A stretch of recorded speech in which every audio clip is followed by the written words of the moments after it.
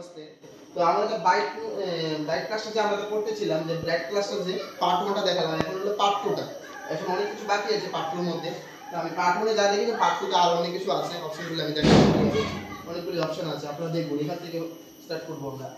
তো এখানে দেখলেন তো আপনারা যে এগুলি আমরা চার্জ করে আমরা নিতে পারবো। এখানে একটা সার্কেল করে দেবেন, দেখতে পারবেন, সার্চ করতে পারবেন। এখানে সার্চ করে আছে, সার্চ করলে আপনি আগরতলা সম্পর্কে স্টুডেন্টগুলিকে বুঝাতে পারবেন। হয়তো নেটটা স্লো দেখাচ্ছে, তো স্লোতে কারণে এখন চলে আসবে। আপনারা আগরতলা সম্পর্কে আপনি স্টুডেন্টদেরকে বলতে পারবেন যে এই দেখো স্টুডেন্টদেরকে বলতে পারবেন।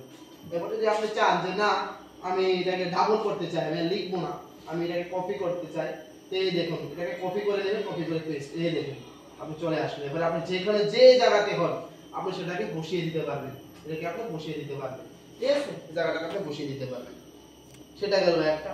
তো এবার আমি পুরো স্লাইডটাকে মুছে দিলাম। পুরো স্লাইড যখন মুছবেন তখন আপনারা এইটা ক্লিক করবেন, পুরো স্লাইডে যা আছে সব মুছে যাবে, ঠিক আছে? কোন অপশনে ক্লিক করছি আপনারা দেখুন।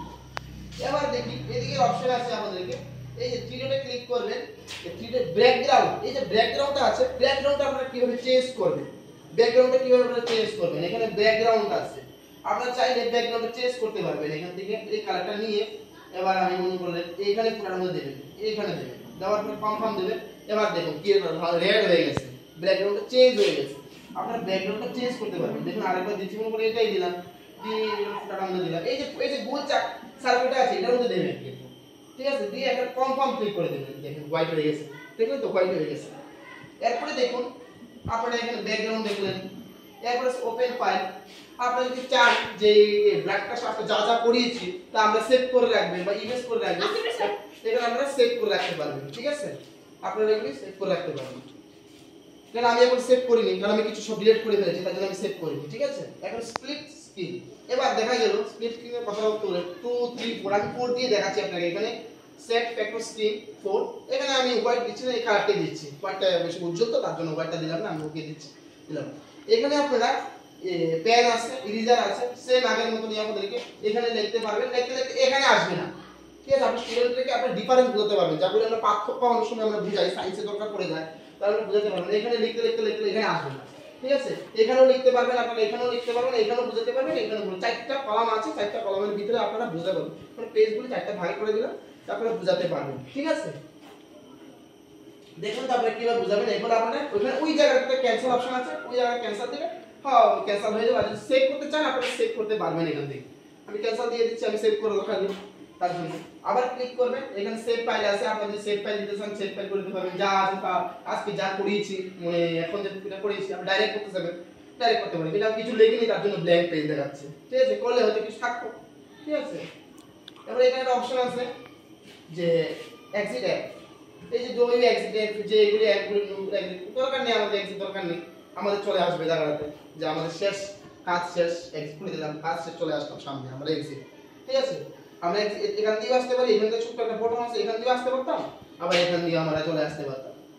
এবার আবার আমরা এখান দিয়ে আসে এখানে ক্লিক করবেন, এখানে দুটো বটন আছে, এই দেখুন এখানে সাদা দুটো বটন আছে, এখানে আছে একটা বটন, এখানে আছে আর এখানে আছে, ঠিক আছে? এগুলি কিন্তু আপনারা ক্লিক করবেন, এগুলি অপশন আছে আমি দেখিয়ে দেব।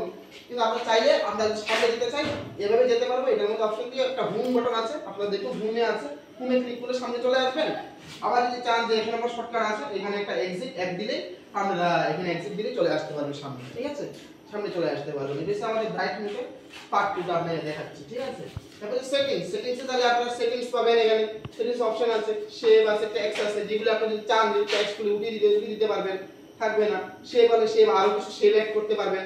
দেখি আমি সেভটাকে অ্যাড করে দিলাম, দেখবেন এখন নতুন করে কটা সেভ এসেছে, ওই দেখেন নতুন করে কোন এসেছে, হয়তো এটা হোয়াইট দেখাচ্ছে, আমি দিচ্ছি, আমি কালারটাকে চেঞ্জ করে দিচ্ছি, হোয়াইটটা ব্যাকগ্রাউন্ডটা কালার আমি চেঞ্জ করে দিচ্ছি, ঠিক আছে? ব্যাকগ্রাউন্ড কালারটা আমি চেঞ্জ করে দিলাম, এই দেখুন কোনটা চলে এসেছে, ঠিক আছে? আমি আরেকটা করে দিচ্ছি আপনার সামনে, স্টার করে দিচ্ছি,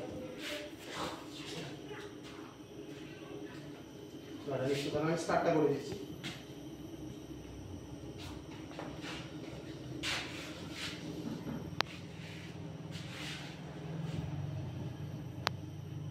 এটা বসছে না হয়তো,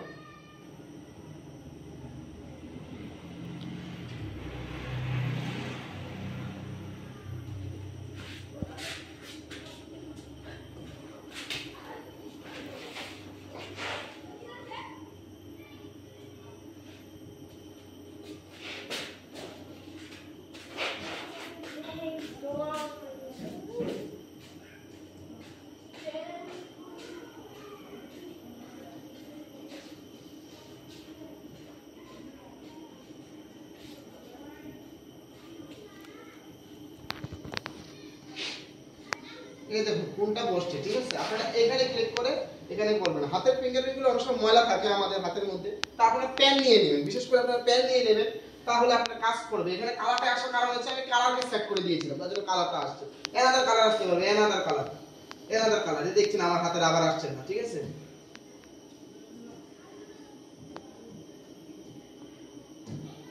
আমার হাতে একটু ময়লা আছে, তার জন্য হয়তো হাতটা বসছে না, ফিঙ্গারটা বসছে না।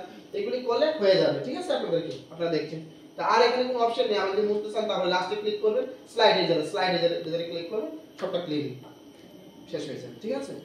যা আছে সব মুখগুলি মুছে যাবে, ঠিক আছে? ধন্যবাদ।